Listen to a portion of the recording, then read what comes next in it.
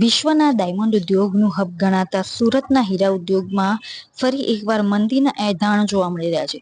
વૈશ્વિક બજારોમાં નેચરલ હીરાની માંગ ઘટવા અને લેબગ્રોન ડાયમંડનું ચલન વધવાના કારણે નાની સાઇઝના રફ હીરાના ભાવમાં છેલ્લા એક સપ્તાહમાં અચાનક 10% જેટલો ઘટાડો નોંધાયો છે. નેચરલ હીરાની નાની સાઇઝના હીરા કે જે જ્વેલરીમાં વપરાય છે તે હીરાની રફમાં 10%નો ઘટાડો નોંધાતા સમગ્ર હીરા ઉદ્યોગમાં ચિંતાનું મોજું ફરીથી એકવાર ફરી વળ્યું છે. ખાસ કરીને એવા ઉદ્યોગકારો માટે જેમણે ઊંચા ભાવે રફની ખરીદી કરી હતી અને હવે તૈયાર હીરાના ઓછા ભાવ મળી રહ્યા છે. આ ભાવ ઘટાડા પાછળ લેબગ્રોન ડાયમંડ એ નેચરલ હીરા કરતા 70% થી 80% ઓછા ભાવે મળે છે. ખાસ કરીને અમેરિકા અને યુરોપ સહિતના આંતરરાષ્ટ્રીય બજારોમાં ગ્રાહકો હવે વધુ વ્યાજબી ભાવે મળતી લેબગ્રોન ડાયમંડ જ્વેલરી તરફ વળી રહ્યા છે, જેના કારણે નેચરલ ડાયમંડની માંગ ઘટી રહી છે. સુરતની અનેક મોટી ફેક્ટરીઓ પણ હવે નેચરલ અને લેબગ્રોન બંને ડાયમંડ પર કામ કરવા તરફ આકર્ષાય છે, જે નેચરલ રફ ડાયમંડના માર્કેટને અસર કરી રહી છે. તાજેતરના દી બિયર્સ જેવી મોટી માઇનિંગ કંપનીઓએ પણ બજારને સ્થિર કરવાના પ્રયાસ રૂપે રફ હીરાના ભાવમાં 10% થી 15% સુધીનો ઘટાડો કર્યો છે, જે આ નુકસાનમાં વધારો કરી રહ્યો છે.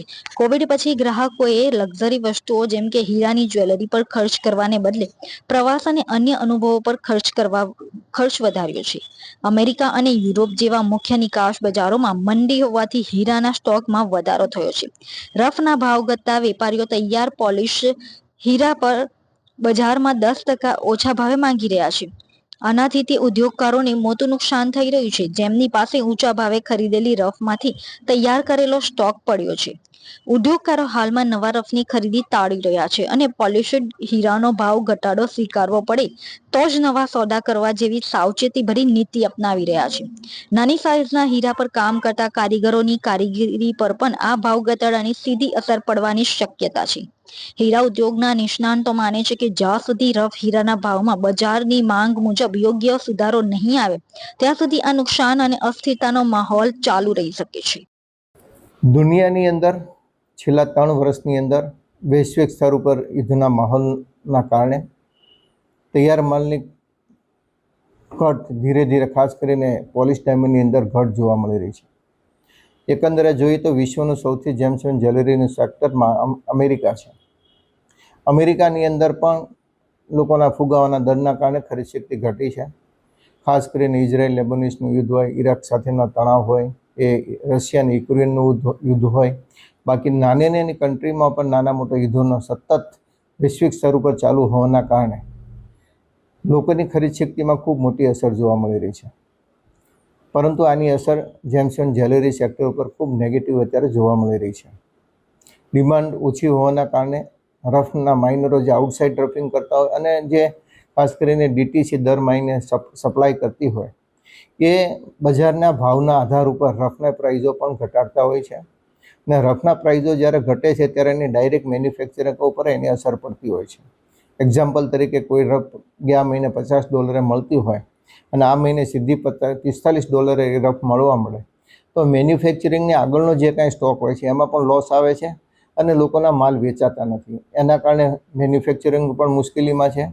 રફના ભાવ સ્થિર નહીં હોવાના કારણે તૈયાર પોલિશ ખરીદનારા પણ અટકે છે, કારણ કે ગયા મહિને આવતા મહિને શું ભાવ આવશે. આ બધી પરિસ્થિતિના કારણે હાલની પરિસ્થિતિમાં પટલી સાઇઝની અંદર ખૂબ મોટી એની નેગેટિવ ઇમ્પેક્ટ અત્યારે જોવા મળી રહી છે. મારું નામ છે Bhavesh Dak, diamond worker union vice president. નાની સાઇઝમાં જે રિયલ ડાયમંડની પતલામાં જે રફનો ભાવ ઘટાડવામાં આવ્યો છે એની સામે તૈયાર જે પતલી સાઇઝના હીરા છે જે રિયલ ડાયમંડ કહેવામાં આવે છે, એ રિયલ ડાયમંડની અંદર વેપારીઓ ભાવ તોડીને માગે છે. તો એ કઈ રીતે પોસિબલ થઈ શકે? રિયલ ડાયમંડની અંદર કામ કરતા ઘણા બધા રત્ન કલાકારો છે અને અત્યારે લેબગ્રોન ડાયમંડમાં તેજી હોવાના કારણે એ રત્ન કલાકારોને થોડું ઘણું કામ મળે છે. પરંતુ એક ડીબીએસનું એક સ્લોગન હતું કે ડાયમંડ બધાને માટે, હીરા સદા કે લીએ. તો જો રિયલ ડાયમંડની અંદર ગ્રોથ નહીં દેખાણો તો આવનારા સમયમાં રિયલ ડાયમંડ એક સ્વપ્ન થઈને રહી જશે. અમે એવી આશા રાખીએ છીએ કે લેબગ્રોન ડાયમંડ અને રિયલ ડાયમંડની માર્કેટ જો અલગ અલગ કરવામાં આવે અને એક સારી એવી પોલિસી લેબ્રોન ડાયમંડમાં બનાવવામાં આવે અથવા તો રિયલ ડાયમંડમાં બનાવવામાં આવે, કારણ કે જમીનથી જોડાયેલા લાખો રત્ન કલાકારો રિયલ ડાયમંડની સાથે જોડાયેલા છે. અને રિયલ ડાયમંડ આપણું સુરતનું નામ ડાયમંડ સિટી તરીકે રિયલ ડાયમંડ થી જ ઉપર આવ્યું છે. તો રિયલ ડાયમંડને બચાવવું એ આપણી સૌથી જવાબદારી છે. તો આ જે વેપારીઓને જે ભાવ તોડીને માગે છે એ બિલકુલ ગેરવ્યાજબી વાત છે, અને રત્ન કલાકારોને એની સીધી અસર એના મજૂરી પર થવાની શક્યતા છે, અને બેરોજગારીનો દર વધવાની પણ શક્યતા છે.